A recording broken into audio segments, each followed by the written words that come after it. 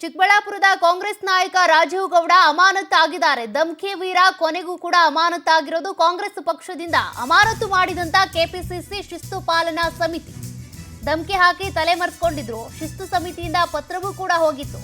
ಯಾವುದೇ ಉತ್ತರ ಸಿಕ್ಕಿರಲಿಲ್ಲ. ಬಟ್ ಈಗ ಅಮಾನತಾಗಿದ್ದಾರೆ.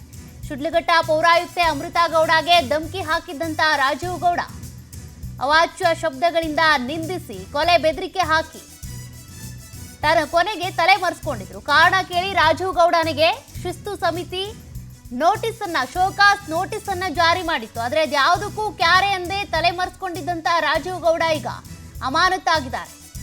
ಶಿಡ್ಲಘಟ್ಟ ಪೌರಾಯುಕ್ತೆ ಅಮೃತಾ ಗೌಡಗೆ ಧಮ್ಕಿ ಹಾಕಿದ್ದೇನು, ಕೊಲೆ ಮಾಡಿಸ್ತೀನಿ ಅಂದ್ರೆ ಸುಟ್ಟಾಕ್ತೀನಿ, ಬಂದ್ರೆ ಹೊಡಿಸ್ತೀನಿ, ಬೈಸ್ತೀನಿ, ಬಹಳ ಬೆದರಿಕೆ ಹಾಕಿದ್ರು. ಕೊನೆಗೂ ಇದಕ್ಕೆ ಸಂಬಂಧಪಟ್ಟಂತೆ ಕ್ಷಮೆಯನ್ನು ಕೇಳಿದ್ರು. ಆದ್ರೆ ಇದು ಆಡಿಯೋದಲ್ಲಿ ಅಥವಾ ಫೋನ್ನಲ್ಲಿ ಕ್ಷಮೆ ಕೇಳಿದ್ರೆ ಸರಿ ಹೋಗುವಂಥದ್ದಲ್ಲ.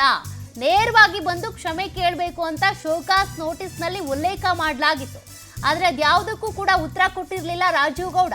ಕೆಪಿಸಿಸಿ ಅಧ್ಯಕ್ಷರಿಗೆ ಶಿಫಾರಸು ಮಾಡಿದಂತ ಕೆಪಿಸಿಸಿ ಶಿಸ್ತು ಪಾಲನಾ ಸಮಿತಿ ಕೊನೆಗೂ ಕೂಡ ಈಗ ರಾಜೀವ್ ಗೌಡ ಅಮಾನತಾಗಿದ್ದಾರೆ. ಇದೆಲ್ಲ ಬೇಕಾಗಿತ್ತಾ ಅಂತ. ಯಾರದ್ದೋ ಸಿನಿಮಾ ಪ್ರಚಾರಕ್ಕಾಗಿ ಬ್ಯಾನರ್ ಹಾಕಿದ್ದೇನೋ, ಬ್ಯಾನರ್ ತೆಗೆದಿದ್ದಕ್ಕೆ ಅಮೃತಾ ಗೌಡಗೆ ಧಮ್ಕಿ ಹಾಕಿದ್ದೇನೋ, ಬಂದ್ರೆ ಸುಟ್ಟಾಕ್ತೀನಿ ಅಂತೇಳೆಲ್ಲ ಪೌರುಷ ತೋರಿಸಿದ್ದೇನೋ, ಕೊನೆಗೂ ಈಗ ಅಮಾನತಾಗಿದ್ದಾರೆ. ಮತ್ತಷ್ಟು ಡೀಟೇಲ್ಸ್ ಕೊಡ್ತಾರೆ ಪ್ರತಿನಿಧಿ ಆನಂದ್. ಆನಂದ್, ತಪ್ಪು ಮಾಡಿದವರು ಶಿಕ್ಷೆ ಅನುಭವಿಸಲೇಬೇಕು ಅಂತ ಸಿದ್ದರಾಮಯ್ಯನವರು ಕೂಡ ಹೇಳಿದ್ರು. ಕೊನೆಗೂ ಈಗ ರಾಜೀವ್ ಗೌಡ ಅಮಾನತಾಗಿದೆ. ಏನೆಲ್ಲ ಡೀಟೇಲ್ಸ್ ಇದೆ?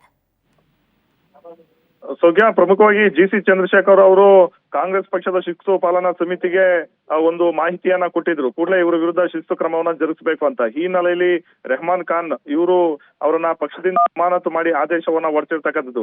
ರಾಜೀವ್ ಗೌಡ ವಿರುದ್ಧ ಪಕ್ಷದಲ್ಲೇ ಒಂದಷ್ಟು ಅಸಮಾಧಾನ ಕೂಡ ಭುಗಿಲೆದಿತ್ತು. ಅವರನ್ನ ಕೂಡಲೇ ಪಕ್ಷದಿಂದ ಹೊರಗಾಗಬೇಕು ಅನ್ನೋದು ನಿಟ್ಟಿನಲ್ಲೂ ಕೂಡ ಆಗ್ರಹಗಳು ಕೇಳಿ ಬಂದಿತ್ತು.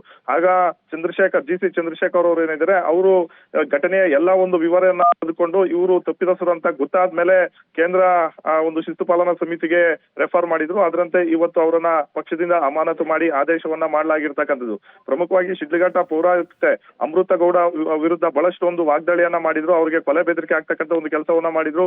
ಆ ಒಂದು ಬ್ಯಾನರ್ ಗಳನ್ನ ಒಂದು ಸಣ್ಣ ವಿಚಾರಕ್ಕೆ ನಗರಸಭೆಗೆ ನಾವು ಬೆಂಕಿ ಹಾಕ್ತಿವಿ ಅನ್ನೋ ಒಂದು ವಿಚಾರವನ್ನ ಹೇಳಿದ್ರು. ಜೊತೆಗೆ ಜನರನ್ನ ಒಕ್ಕಲೆಬ್ಬಿಸಿ ದಂಗೆ ಏಳಿಸ್ತೀವಿ ಅನ್ನೋ ಒಂದು ಎಚ್ಚರಿಕೆಯನ್ನು ಕೂಡ ಕೊಟ್ಟಿದ್ರು. ಆ ಆಡಿಯೋ ಏನಿದೆ ಅದು ಸಿಕ್ಕಾಪಟ್ಟೆ ವೈರಲ್ ಕೂಡ ಆಗಿತ್ತು. ತದನಂತರ ಪಕ್ಷದಲ್ಲೂ ಕೂಡ ತೀವ್ರವಾದಂತ ಒಂದು ಆಕ್ರೋಶ ವ್ಯಕ್ತವಾದಂತ ಹಿನ್ನೆಲೆ ಇಲ್ಲಿ ರಾಜೀವ್ ಗೌಡ ಅವರು ಕ್ಷಮಾಪಣೆಯನ್ನು ಕೂಡ ಕೇಳಿದ್ರು. ಆದ್ರೆ ಪ್ರಕರಣದ ಒಂದು ಗಂಭೀರತೆಯನ್ನ ಪರಿಗಣಿಸಿ, ಜೊತೆಗೆ ಒಬ್ಬ ಸರ್ಕಾರಿ ಅಧಿಕಾರಿಗೆ ಈ ರೀತಿಯ ಒಂದು ಜೀವ ಬೆದರಿಕೆ ಆಗಿರ್ತಕ್ಕಂಥ ವಿಚಾರವನ್ನ ಗಂಭೀರವಾಗಿ ಕೆಪಿಸಿಸಿ ಶಿಸ್ತು ಪಾಲನಾ ಸಮಿತಿ ತೆಗೆದುಕೊಂಡಿರ್ತಕ್ಕಂಥದ್ದು. ಹಾಗಾಗಿ ಇವತ್ತು ಅವರನ್ನ ಪಕ್ಷದಿಂದ ಅಮಾನತು ಮಾಡತಕ್ಕಂಥ ಒಂದು ಕೆಲಸವನ್ನು ಕೂಡ ಮಾಡಿದ್ದಾರೆ. ಮತ್ತೊಂದು ಕಡೆ ರಾಜೀವ್ ಗೌಡ ಅವರು ಕೋರ್ಟ್ ಮೊರೆ ಹೋಗಿ ಒಂದು ಬೇಲ್ ತಗೊಳ್ಳೋದಕ್ಕೂ ಕೂಡ ಮುಂದಾಗಿದ್ರು. ಈ ಸಂದರ್ಭದಲ್ಲಿ ಕೋರ್ಟ್ ಕೂಡ ಚೀರಮಾರಿ ಆಗಿರ್ತಕ್ಕಂಥದ್ದು. ಇಂಥ ಒಂದು ಅವ್ಯಾಚ್ಯ ಪದಗಳು ಏನ್ ಬಳಕೆ ಮಾಡ್ತಾರೆ ಜನಪ್ರತಿನಿಧಿಗಳು, ಅದನ್ನ ನಾವು ಗಣನೆಗೆ ತೆಗೆದುಕೊಳ್ಳೋದಕ್ಕೆ ಆಗೋದಿಲ್ಲ, ಅಂತದನ್ನ ನಾವು ಕ್ಷಮಿಸೋದಿಲ್ಲ ವಿಚಾರವನ್ನು ಹೇಳುವ ಮೂಲಕ ಕೋರ್ಟ್ ಕೂಡ ಚೀಮಾರೆ ಹಾಕಿತ್ತು. ಈ ಹಿನ್ನೆಲೆಯಲ್ಲಿ ರಾಜೀವ್ ಗೌಡ ಅವರಿಗೆ ಕೋರ್ಟ್ ನಲ್ಲೂ ಕೂಡ ಹಿನ್ನಡೆ ಆಗಿತ್ತು.